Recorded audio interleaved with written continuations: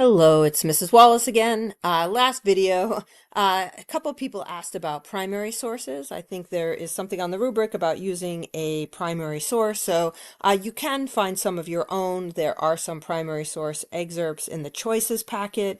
You can, as you're looking at some of the sources for Britannica, whichever, there's references to primary sources. So you can really note a few of them. But I'm going to just use this one archive to just give you an idea of ways in which you might use primary sources. And, part of this is the practice of using multiple sources together. So using the choices packet along with some additional sources that provide some context.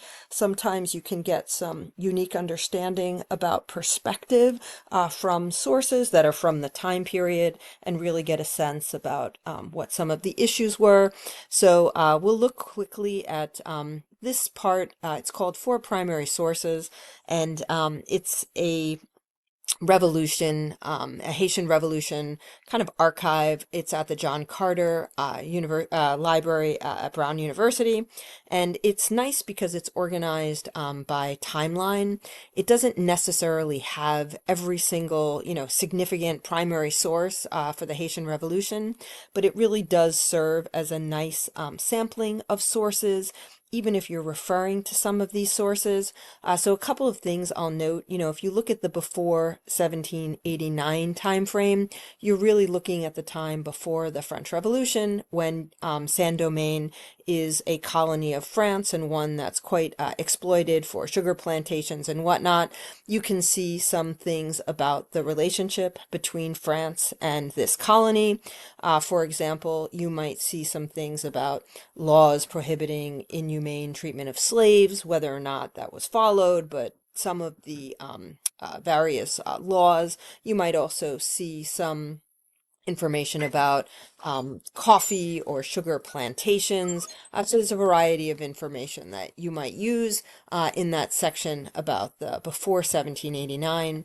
For the section 1789 to 1791, some of the key concepts that are really noted in the primary sources here have to do with a couple of themes. One is that the French Revolution begins and there does become a French assembly, right? That is going to essentially enable more equality between the first and the third estates, the first, second, and the third estates.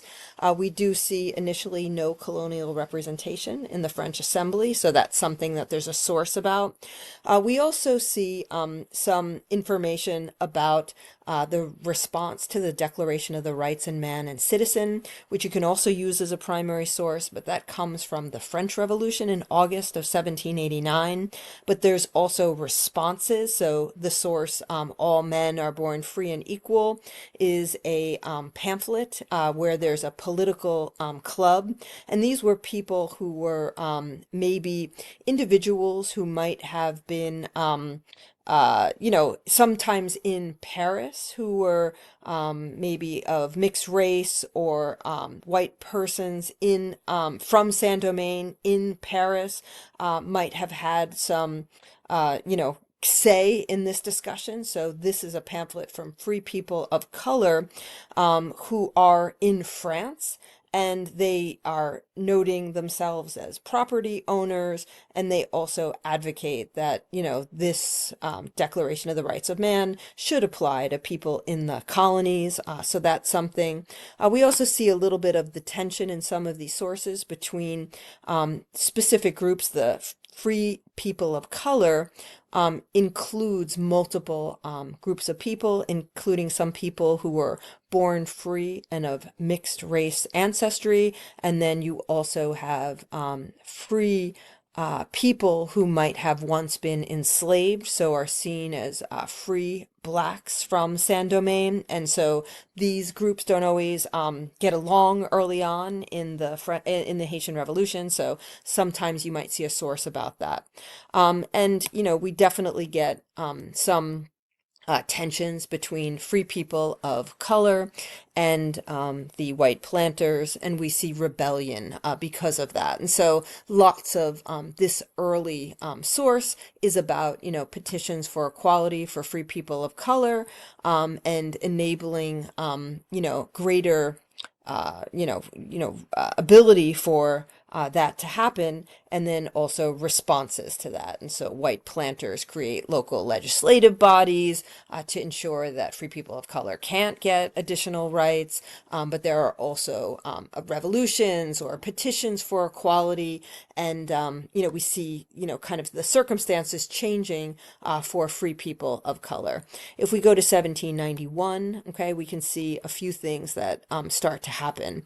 One is there's a slave revolt that begins in August of 1791, and this is significant. It also, the sources that are in this archive address some of the immediate causes of that this was a planned rebellion. It was organized. There was a voodoo ceremony on the night of August 21st and 22nd, and perhaps how much that particular ceremony led to this particular revolt. But the revolt grows over the period of time into 1791. And at the same time, like the next day, Paris declares what's known as the Decree of May 15th, without really even knowing that there was a slave revolt. They actually, because they won't know for about 2 months, it takes that long for information to travel. There is some, giving of rights to free people of color. It's not all free people of color. It's people who were born to free parentage. So it's actually a small number of people, but it kind of shows some of the changes of what's happening with the French Revolution. Then there's also going to be a lot of pushback in Saint-Domingue. The North gets reduced to a pile of ashes. So if you're looking for some of the impact of the slave revolt, you can see that in this source, the North reduced to a pile of ashes. You can also get some sense of some of the various rumors that suggested that maybe the king was supporting abolitionism and the end of slavery, and maybe some slaves who were revolting believed that they were trying to get some of their kind of promised freedoms, and maybe there was kind of a response from planters for that. And so we see, some of that, and the biggest maybe kind of source that we get from the 1791 time period is kind of some shifting of alliances. We see, whereas before there was a lot of tension between free people of color and whites, with the slave revolt, there's intentions to try to move those groups together. White planters largely need free people of color on their side in order to suppress the slaves who are revolting. And so all of a sudden there's going to be a series of promises and, sources that are calling for greater rights for free people of color. And that's exactly what we see into 1791 and 1793. We also see a lot of impact from France. France will send what's known as the First Civil Commission, and then also the Second Civil Commission. So kind of representatives from the growing revolutionary France. This is now in 1792, which at the end of the year is the year that we see the king executed. So some of this is happening in a framework where the revolution is radicalizing in France. It's going to start to radicalize by some of the folks who are coming to Saint-Domingue from revolutionary France. And we also see, more and more alignment of whites and free people of color. And so there's a lot of, ends to some of the oppression of free people of color.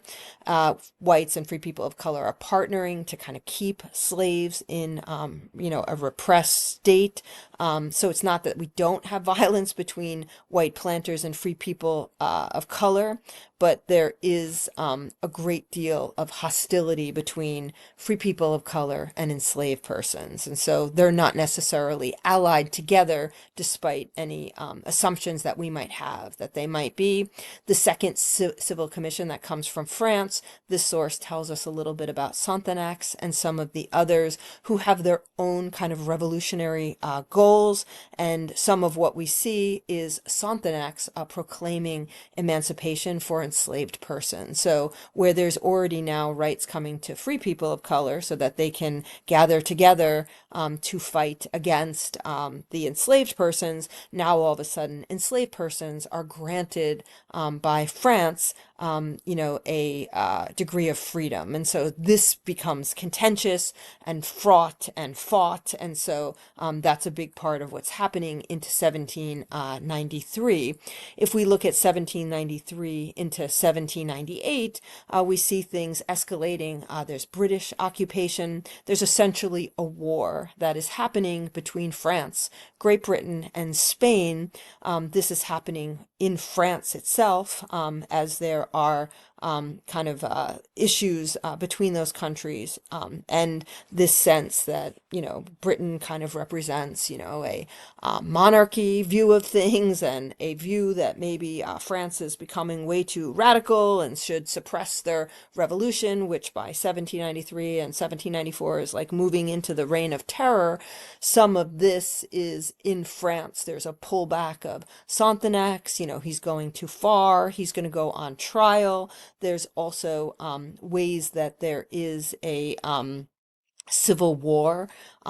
Toussaint Louverture and André Rigaud fight a civil war. Louverture dominates in the north. Rigaud dominates in the south. And so this is really control of political power. Rigaud really represents free people of color. Toussaint Louverture represents enslaved persons who have recently been freed. And we also have, at the same time, lots and lots of emigres, so many so that we have a source here that describes white and free people of color who have emigrated, left Saint-Domingue for places like Charleston in the new U.S., and some of this is celebration of Bastille Day. So there's like lots and lots of people who have left Saint-Domingue, and then there's also kind of ways in which France, by the time we get to the later 1700s, by the time we get to even the 1800s, there's a push to try to suppress the slave revolt and also suppress any of the British, Spanish. There's more intentions coming from France, okay, in terms of trying to suppress things. So this very complicated kind of international type of thing, there is additional attention paid from France, that there are going to be like military officers, will, kind of come in like first, one wave of French fighters by 1802, a much more significant under Napoleon range of French fighters who are going to look to try to bring Haiti back, or Saint-Domingue back into the French fold. Okay, and so some of this is some of the tensions that are rising. There are some sources about Toussaint Louverture as he gains greater power in this civil war. He also has a great deal of critics. He has people who defend him. He argues he was very inspired by the Declaration of the Rights of Man, but he's kind of a controversial figure. He ultimately gets arrested by the French and put in capture in the Alps, and he dies there. The Haitian War of Independence is followed by people who follow Toussaint Louverture, Dessalines, and then Henry Christophe. Some of this end part really speaks to some of the challenges of what happens in 1802 and 1803 and 1804. After the death of Louverture, we see Jean-Jacques Dessalines other leaders that really try to reach for Haitian independence, which is really called for in 1804, but after some very brutal attempts by the French under Leclerc to really create essentially a bloodbath of the revolution and a reinstallation of slavery. Arguably, it's the threat of reinstituting slavery that enables the independence movement to be successful. And we see leadership under Dessalines, who really creates himself as an emperor. And we see leaders down the line like Christophe create hereditary rule. So this is not going to be rule by anything other than hereditary rule. So kind of note that there is a political power that really doesn't have a great deal of checks and balances that ends. We also see a continued threat of French invasion, a French plan to reconquer Haiti, and ultimately a French series of reparations in order to recognize what is the newly Haitian government. France gets indemnities and paid reparations from the new country of Haiti, and that has a whole bunch of consequences. So, these are a few sources. The other big theme at the end of the Haitian Revolution is economically, there is an end to slavery, but there really isn't an end to forced labor. In order to continue any type of economic system, there's a continuation of the plantation agriculture, although it's not as productive, and because it's not as exploitive, it's not as profitable. And so some of the issues are maybe tied to decisions by the folks who lead at the end of the Haitian Revolution and the fight for independence. Some of this is also about the legacy, arguably, of colonialism and some of the damage that gets done from countries of the world not recognizing newly independent Haiti, or some of the damage to the land of the exploitation of sugar plantations and things like that. So those are all topics you can look at. Some of these sources may be useful. I'll note a few others, but that's just a way to use this particular archive. Okay? Be well.